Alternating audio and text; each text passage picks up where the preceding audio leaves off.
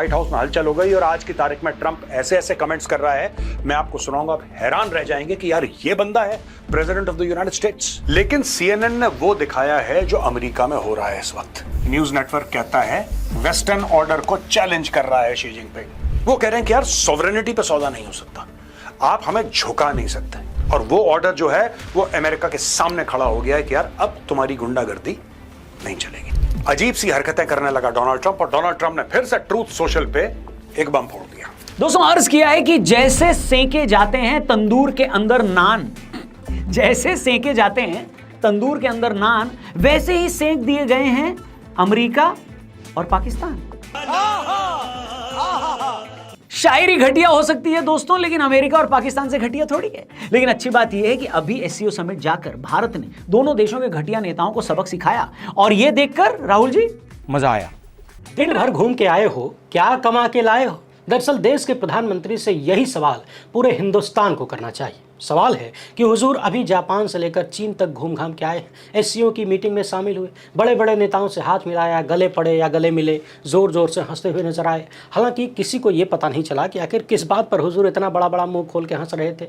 लोगों ने कहा कि हंस रहे हैं ताकि फोटो बढ़िया आ जाए, भक्तों को दिखाकर खुश करने के लिए। देश ਦੇ ਇੱਕ ਹਿੱਸੇ ਵਿੱਚ ਤਬਾਹੀ ਦਾ ਆਲਮ ਆ, ਲੋਕ ਡੁੱਬ ਰਹੇ ਨੇ, ਲੋਕਾਂ ਦੇ ਪਸ਼ੂ ਡੁੱਬ ਰਹੇ ਨੇ, ਨੁਕਸਾਨ, ਲੋਕਾਂ ਦੇ ਘਰ ਡਿੱਗ ਪਏ ਨੇ, ਖਾਣ ਤੱਕ ਖਾਣਾ ਹੈ ਨਹੀਂ ਲੋਕਾਂ ਕੋਲ, ਡੰਗਰਾਂ ਨੂੰ ਖਾਣ ਤੱਕ ਚਾਰਾ ਨਹੀਂ ਲੱਭ ਰਿਹਾ, ਇੰਨੀ ਬੁਰੀ ਹਾਲਤ ਦੇ ਵਿੱਚ ਲੋਕ ਨੇ।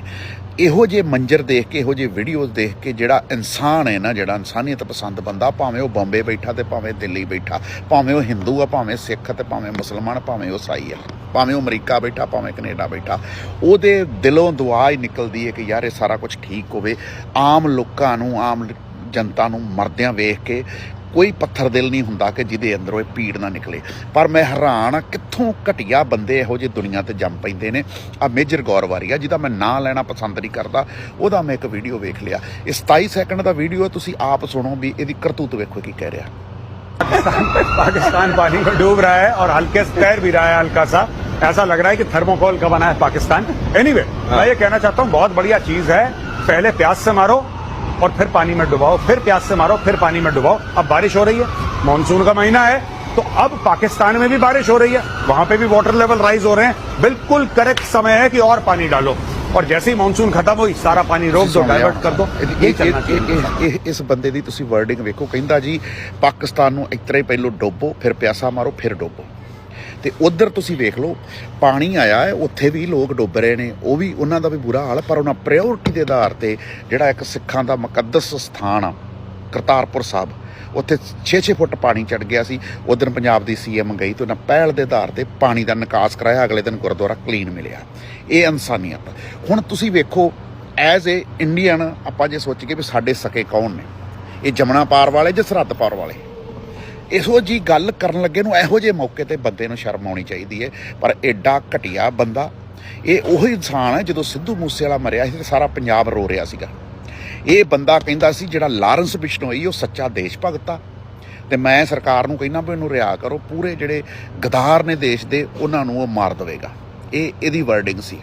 और मैं सोचता भी इन्नी पाकिस्तान को सीपैक प्रोजेक्ट पर चीन का धोखा, रेलवे प्रोजेक्ट के लिए चीन नहीं दे रहा है पैसा, वित्तीय सुरक्षा खतरे को देखते हुए चीन पीछे हट गया है। अब पीएम शहबाज ने लगाई है एशियाई विकास बैंक से गुहार। एशियाई विकास बैंक से कह रहे हैं कि पैसा दे दो, यहाँ पे ये काम पूरा कराना है। बहुत सारे काम असल में जो हो रहे होते हैं, आपको मालूम है कि कई जगहों पर जब अलाव जल रहा होता है तो बहुत सारे लोग अपना आटा भी लेकर पहुंच जाते हैं कि लाइए हम भी 2 रोटियां बना ले। इसी तरीके से यहाँ सीपैक का जो काम चल रहा था उसमें पाकिस्तान अपने बहुत सारे उल्लू सीधे कर रहा था। चाइना को यह समझ में आ गया है कि यहाँ पर रेत में पानी डालना जो है फिर भी शायद कुछ बेनिफिशियल हो सकता है, लेकिन यहां पर पैसे डालना हमारे लिए बेनिफिशियल नहीं है। अब वो हाथ पीछे खींच रहे हैं, तो अब इनको समझ में आ रहा है कि वो जो आधे अधूरे हम चाइना के जरिए काम पूरे कराने वाले थे, अमेरिका तो करने से रहा, वो कहेगा कि तुम इससे करा रहे थे, करा लो, तो अब पैसे कहां से आएंगे। लेकिन ये बेशर्मी की हद है सर कि अब एशियन बैंक से कह रहे हैं पैसे दे दो। नहीं, उसने तो मना कर दिया। $2 बिलियन मांग रहे थे, उन्होंने कहा नहीं देंगे। जो ये कह रहे हैं रीजनल कनेक्टिविटी करेंगे। रीजनल कनेक्टिविटी का मतलब ये है कि जहां पर आपके क्रिटिकल मटेरियल हैं, जहां तेल है, बोलते हैं अमेरिका को यही मेरे गोली खिला के लाए हैं कि हम इनसे पैसा लेंगे, चाइना से पैसा लेंगे, आपको कनेक्टिविटी देंगे, आप जाकर निकाल के ले जाइए अपने घर। बात देखिए, बात क्या है, जो सीपैक का 2 है ना 2.0 जो आया है उसमें 600 मिलियन पैसे मांग रहे हैं, गिड़गिड़ा रहे हैं। मगर आप बताइए, जिसने $64 बिलियन का ये जो प्रोजेक्ट था 30 बिलियन दे चुका है, डुबा चुका है, उसको एक पैसा नहीं मिलने वाला है, उससे 80% सामान ले सकते हैं। ये असल में ये वो है कि एक शेर को सवा शेर मिल गया वाली बात है। ये उस संदर्भ में अगर आप देखिए तो चाइना जो है पूरी दुनिया को डेट ट्रैप में डाल के रखना चाहता है। हर जगह वो अपना किसी ना किसी तरीके का जाल फेंक देना चाहता है, और ज्यादातर जगहों पर तो ऐसे मुल्क जो अगर उधार चाहते हैं वो उधार देता है, और इतना उधार दे देता है कि आइंदा के दिनों के लिए वो पूरी तरह उसके एहसान में दबे रहें और वो जो कहे वो करे। लेकिन उसको मालूम नहीं था कि पाकिस्तान से वास्ता पड़ जाएगा, और पाकिस्तान डेट लेके खा जाने में, हजम करके डकार भी नहीं लेने में माहिर है, और अब और पैसे मांग रहा है।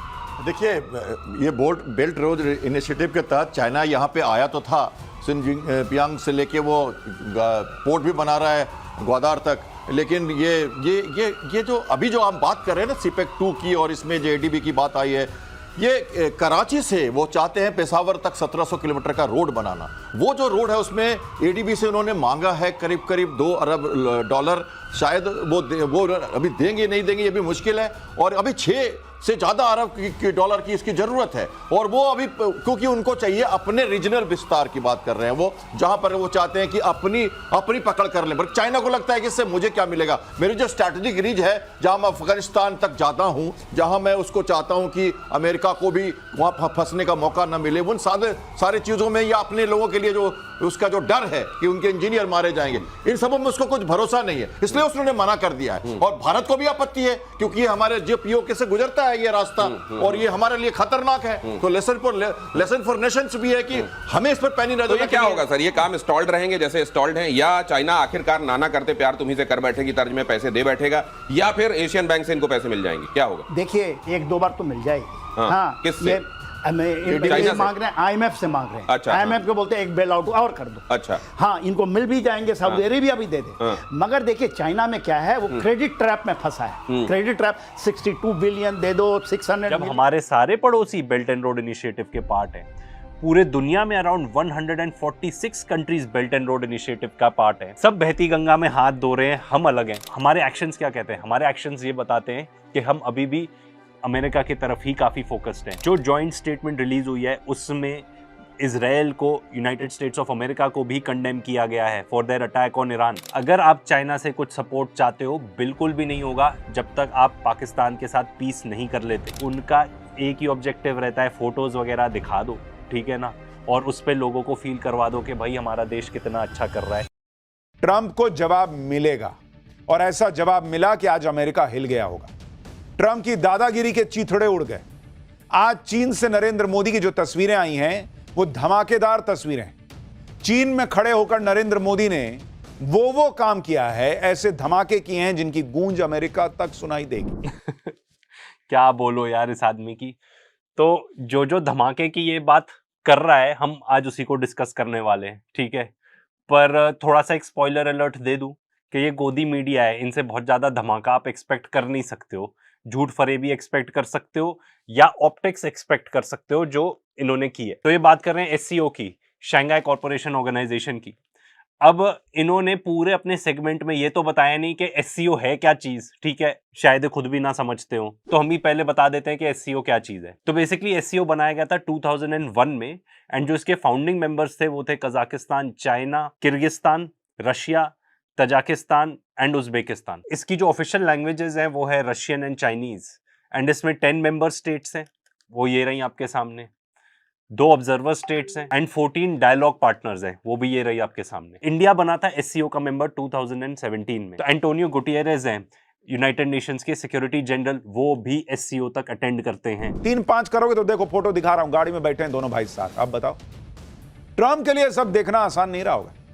इधर जला होगा, दुखा होगा, उसको तो भाई को करंट लगा होगा, क्योंकि नरेंद्र मोदी को पुतिन अपनी कार में घुमा रहे हैं, उधर शी जिनपिंग जबरदस्त स्वागत कर रहे हैं। मोदी, पुतिन और जिनपिंग की तिकड़ी ट्रंप का सारी अकड़ निकाल रही होगी।